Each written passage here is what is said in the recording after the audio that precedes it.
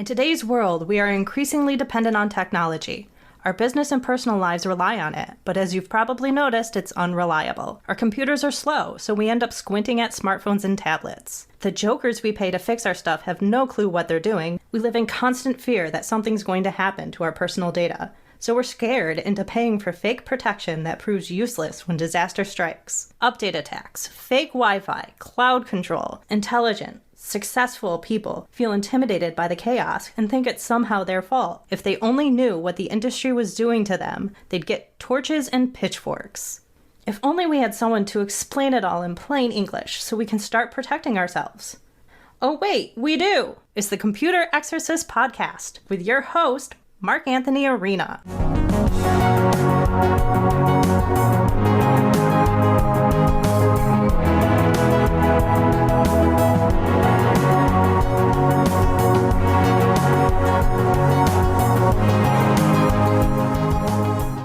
From the Wallace Memorial microphone in my living room, overlooking the can of worms in downtown Rochester, New York, this is the Computer Exorcist Podcast. My name is Mark Anthony Arena. I am so glad you have joined me today.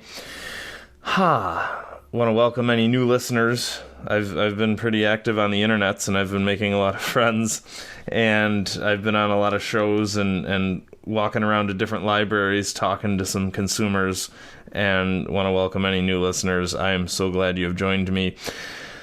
Today, we are celebrating the 7,000th download episode.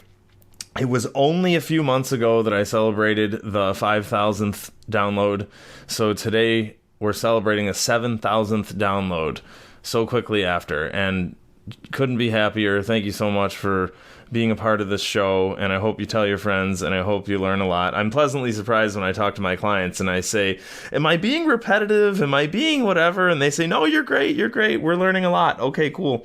So, all right, today we have a very special guest, a very fascinating guy, and he's one of these guys where when I met him and I talked to him on the phone, I said, I'm so glad I know you. I'm so glad I'm not alone.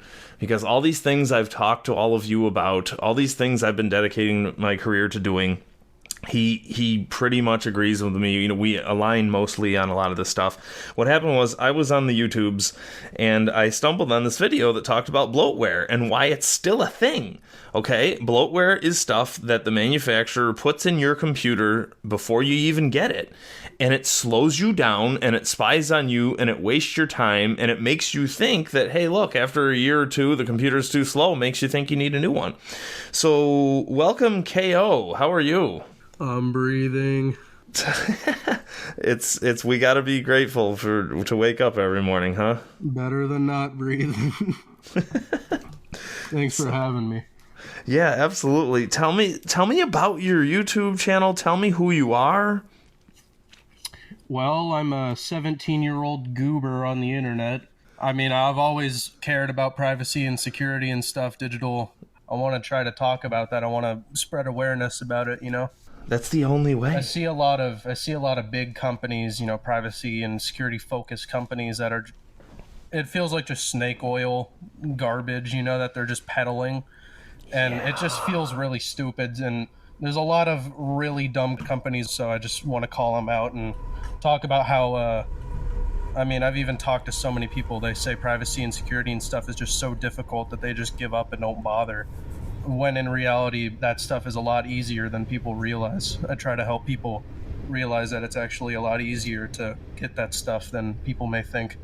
Yeah, that's what I hear from people. When I explain to them what's going on, I get one or two things. I get, well, I signed up for this service and I rubbed dollar bills all over my computer and somehow I feel better about myself and I feel like they're protecting me. Or, whatever, I give up. There's nothing you can do about it. And they've got Samsung TVs recording them in their bedrooms and all that. So you're right. Those are the only two options people think they have. I can't even really blame them, though, because that's all they see, you know, from big companies and all that. And then all these YouTubers or content creators or whatever go on and, you know, obviously they're all sponsored by them and they all get paid to say that stuff. So you'll see YouTubers being like, if you get this VPN, you'll be anonymous and private and no one can track you. And then all of a sudden you're paying $12 a month or again, it's snake oil. You know, it's like, come on, it's not actually doing anything. That's exactly, like, VPN in and of itself is fine, but it is not meant for consumers to somehow be protected from viruses, right? The amount of people, when I made a video about C Cleaner and how garbage C Cleaner is, the amount of people who were like, I paid for this. And it's like, oh, thank you. Billions of computer guys are attacking people's computers with C Cleaner because they heard it was good, and it destroys everything in your machine. I always say it's like you lift up your hood and start smashing everything under the hood, right? It destroys. Because any app that's like, we're going to clean your registry.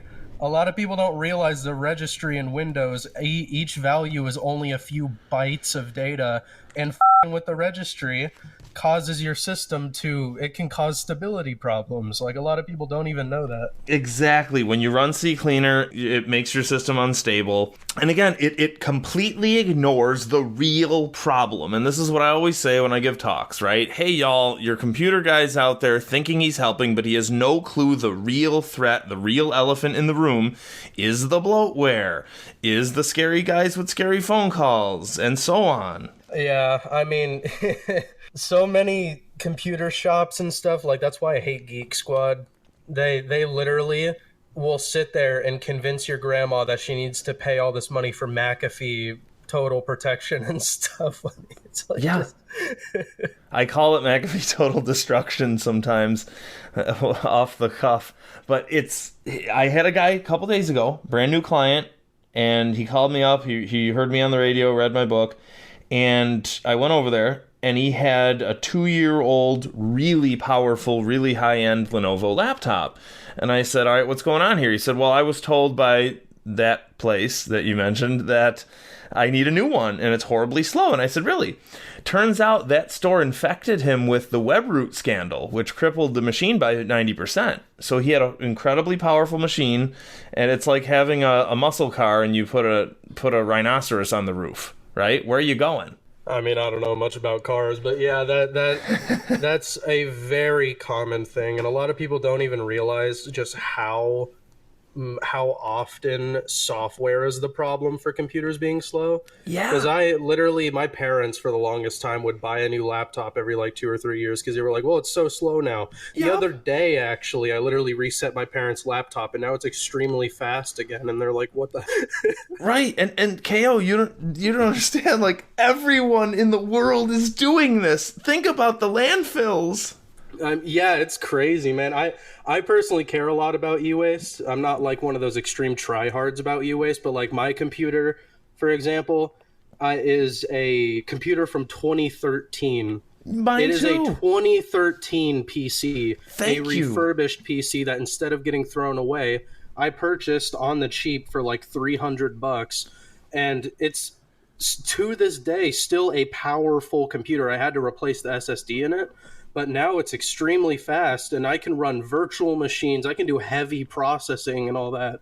If you and I can use a 10-year-old machine, right? The one I'm using right now to record this is a 2012 machine. If you and I can use these machines to do our stuff, no consumer needs a brand new machine. And it's so funny. I have a friend that to this day I literally laugh at him because literally he bought a new computer from NZXT for like $2,000, and all he's doing on it is schoolwork and like Minecraft. And I was like, dog, you don't need that.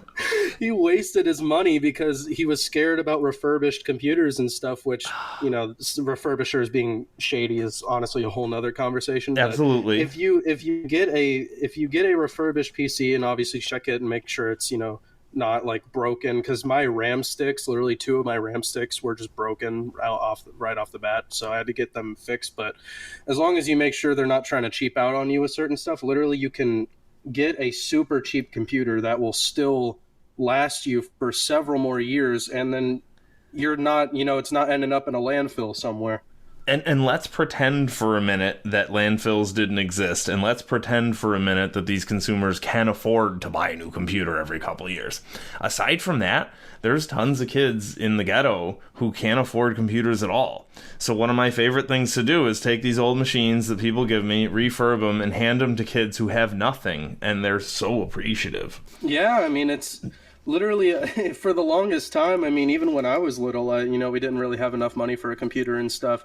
And so a family friend, literally, my first ever computer I ever had, it was around Christmas. A family friend was literally like, I have this computer, here you go, you know?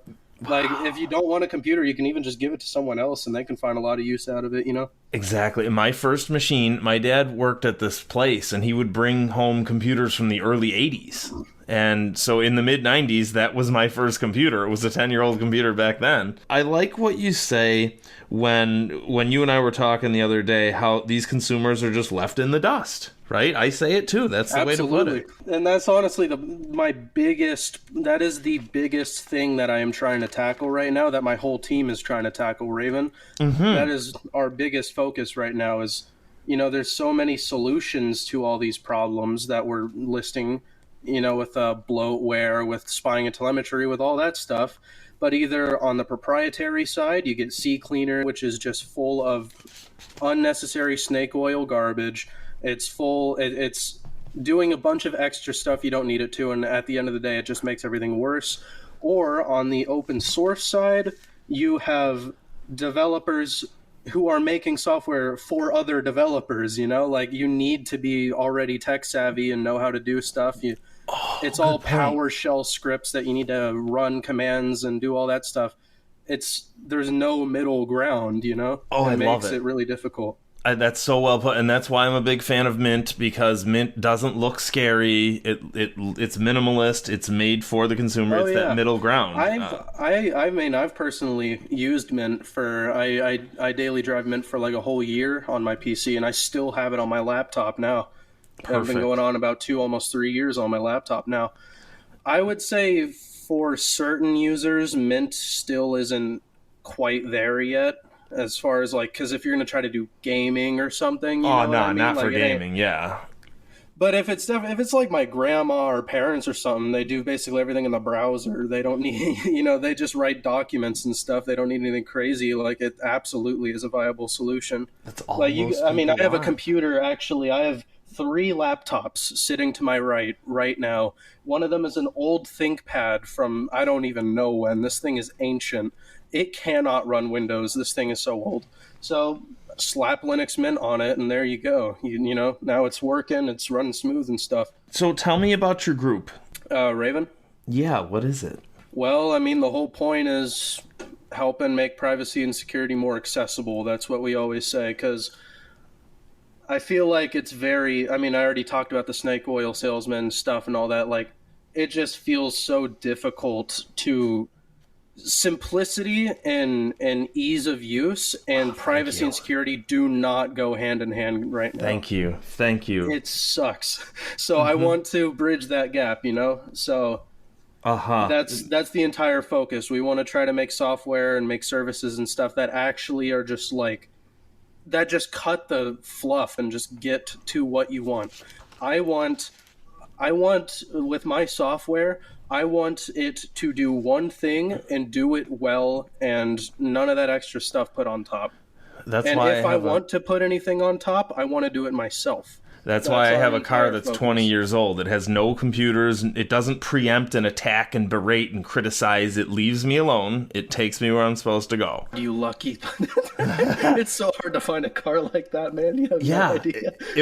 There's no rust on it. It was low miles when I bought it, and absolutely. And I might have told you this. I had another car that was stolen a few months ago. That was horrible, but the worst part was having to rent a modern rental car. It criticized me, it yelled at me, it said, "Shame on you! The person in front of you drove away. How come you're still here? What's your problem?" That you should look into the patents and stuff that Ford's been filing and all that. They literally are filing patents where the car spies on you to sell that data to advertisers. Yeah, and someday I would like to create a group or a consortium, something like what you guys are doing, where I teach people how to turn off the stupidity in cars. And we're going to get there someday. That's on the to-do list. Good luck trying not to get sued.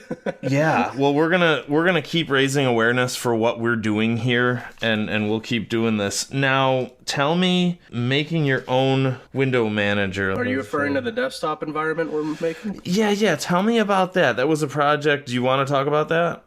Yeah, so that's our really big project that we're working up right now. We have Talon, which debloats Windows, and we have the text scan block thing coming up. But our big Yeah, I want main to hear about project all we've of been those. building up to this whole time has been our own desktop environment. So, All right, like hold the on. taskbar, the start menu, the file explorer, stuff like that, that's your desktop environment. The desktop, when you log in, the first thing you see, the icons on the screen, all that, the background, that's your desktop environment. Well, Perfect. Windows is, as a lot of people know, the Windows 11 one is heavily criticized because it looks like hot trash. And it's utterly unusable. Nobody on Earth can figure it out. Well, it's so slow and clunky and all that stuff too. It just doesn't feel good, And it's all the rounded corners trend I hate, and it's really not all that customizable either. I would like actual black on my taskbar, me personally, but they made it so it's only dark, light gray. Really? Well, anyways, Right, in Windows 7 it was gorgeous. It was transparent. It was glassy. it was so good. It was Yeah. so good. Windows 7 was great. But Yeah. so what we're doing is right now we've made a Notepad replacement, so like a text editor. We've made our own code editor, our own music player. We've made stuff like that, right? Like our own task manager, essentially. We're building out all of this software into a big suite of software. Once we have all of that, we are going to, and it's all consistently designed. It all uses the same UI frameworks. It all uses the same, it's all built similar. And it's all customizable in the same way. And so then we're going to make our own desktop environment, so the taskbar, the start menu, and all that also uses the same framework, same customization, all that. And then it all just comes together, you know what I mean? We plug and play, we plug everything in and make them all work together, and then there you go. Now you have a fully fledged, actually good desktop environment that's thoroughly customizable, that's simple, and that doesn't, and it's funny, Notepad and so much stuff in Windows, a freaking text editor has telemetry in it. Did you know that? No, I didn't know that. So has telemetry in Notepad is spying on you? Notepad literally sends data to Microsoft. I don't even know if you knew that. A text editor. A text editor. And this week's version of Notepad is massively annoying. In the old days, Notepad was that raw, simple, basic thing in Windows where you could type just words and nothing else, and very simple. But this week's version of Notepad that comes with a Windows 11 infection says, hey, I saved where you were. Do you want to come back to where you were? And they even built in AI into it. Did you know that? No. Yeah, it's bad. It's bad. No. And the worst part is, too, if you want to use the AI, you need to have a Microsoft account and you need to pay for it. Well, that's kind of a good thing because it means that people will be spared from that. It's kind of a good thing. Whereas with Windows Update attack, people are attacked regardless. They're even building in Copilot and all, and Recall is coming soon and all that too, though. And Recall, they did attack humanity with Recall last year, and they were caught red-handed. So they're probably trying again. Oh yeah, no, they took it away for like a year, and now they're trying to creep it back in. But anyways, our desktop environment, none of that. There's going to be no spying, no telemetry in it, all of that. What we plan, so there's this desktop environment for Linux, and it's called KDE. Yeah, I'm familiar with. Yeah, and by the way, folks, just one thing. Like, you're getting a sneak peek. Whenever my friends, I have a lot of techie friends who teach me things, right? I got to get the knowledge from somewhere. So you got a close encounter there. You got a sneak peek of what happens when one of my friends tells me what Microsoft is up to. Yeah, well, KDE has a really cool way of trying to get money out of their users that is very non-invasive, in my opinion. Once a year, around Christmas time, they send a desktop notification just once, and they're like, hey, we worked hard on this, donate if you want, and you can silence the notification so it never comes back. And that's reasonable instead of totally out of control nightmare explosions of Microsoft and all them. Rather begging. than collecting your data and spying on you and all that stuff, we are just going to ask in a really non-invasive way, just one time, hey, do you mind donating? And if you don't want to donate, you don't want to get that notification anymore, you can get it to shut up. You can click it and it'll just be gone. I love it. Like, I'm using this, there's a Windows program I'm using right now to record these shows, and it's called Voice Meter Banana, and it's donationware, right? Where you try it out, you like it, you give them a donation, it's fine. And that means that you don't have to have all these DRM attacks. Oh, you're not allowed to use this program. Shame on you unless you log in and validate with the server. And of course the server blows a false alarm, so you're never allowed to use the program.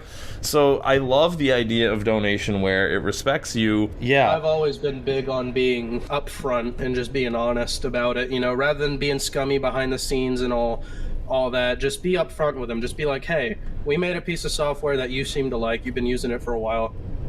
Hey, consider donating, you know, because if you don't have money and you don't want to donate, well, then you're not going to donate. You know what I mean? It's whatever. And that's a great point. Going to donate, you can. There you go. And when I meet people through, like, potential students through Reddit, that's a great way for me to say that. Actually, you gave me a good idea where I'm just going to tell them, hey, look, I'm going to give you a lot of my knowledge for free. I want to see you out there helping the world. I'll help you get started for free. Hey, and if you want more advanced training, then you hire me and I'll give you the advanced training.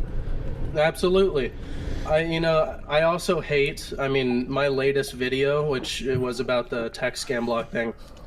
I hate paywalling protection. I hate paywalling security. I hate paywalling privacy. Mm-hmm. Did you know that Adobe, you have to upgrade your plan to use 2FA on your accounts? Either you're only protected by a password, but if you want extra protection to keep your account secure, you need to pay more money.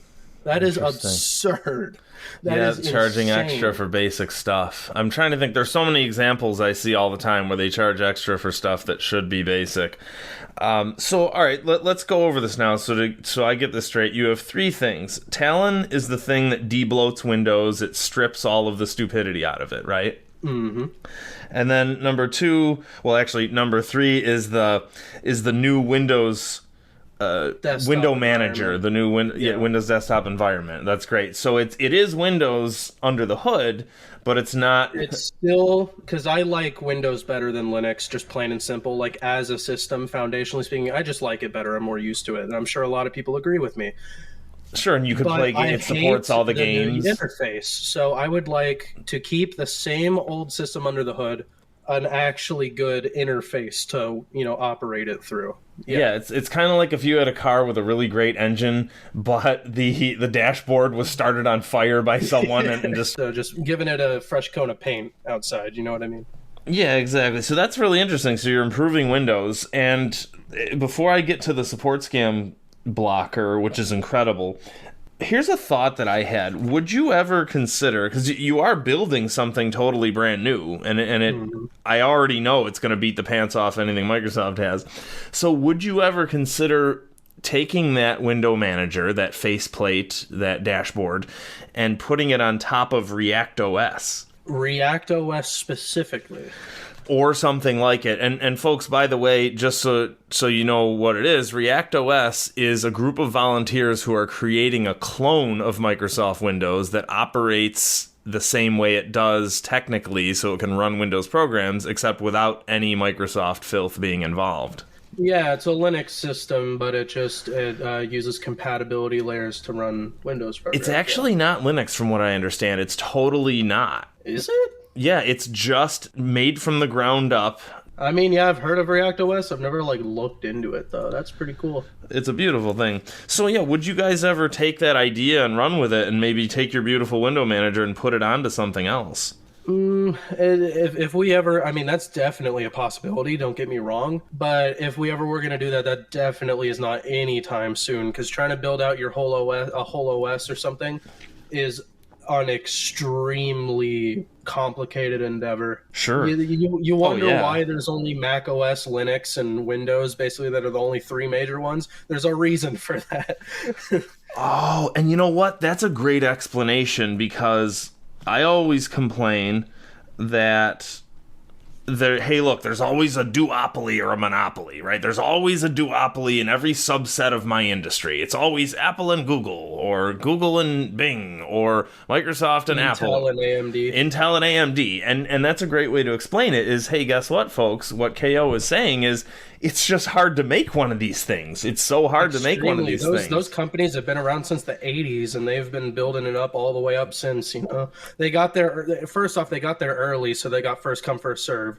And then also, they've been having to build it up the entire time. You see, anyone trying to compete will have to start from scratch, the same place they started from 1980. And we do need more competitors. Yeah, we do need more competitors, but the other thing they have is mental real estate, so to speak, where they're first in the forefront of people's minds, of the consumer's mind. Hey, I'm familiar with this brand. Microsoft literally has deals with every major computer manufacturer to have their system be the one installed. So even if you made a beautiful OS, good luck trying to get anyone to use it, right? Because no manufacturer will betray Microsoft, because Microsoft says they want to be the exclusive piece of software. And they give them a lot of money to do it, yeah. Wow. All right, so let's do this. We're going to take a break here, and we're going to come back. And when we come back, I'm going to ask you about the scam call blocker, and I'm going to read an article and get your opinion. How's that? Sounds good to me. And KO, thanks so much for joining us on the Computer Exorcist podcast. My name is Mark Anthony Arena, thecomputerexorcist.com. And how do people watch your YouTube channel? Totally Not K0. It's on YouTube. Totally Not K0. Yep. I love it. Thanks so much for joining us. We'll come back next week with the other half of this talk. Later, nerds.